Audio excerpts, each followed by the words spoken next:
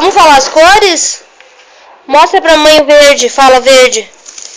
O verde. Não, esse é o preto. Fala preto.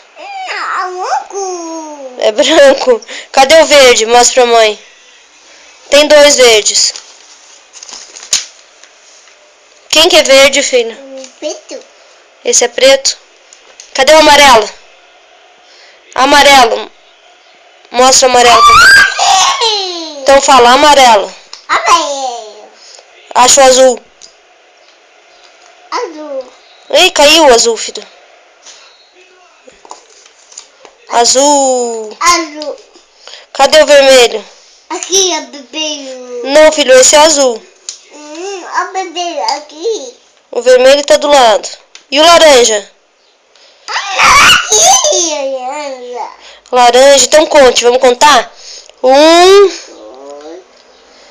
3, 4, 5, 6, 7, 8, 2, 10.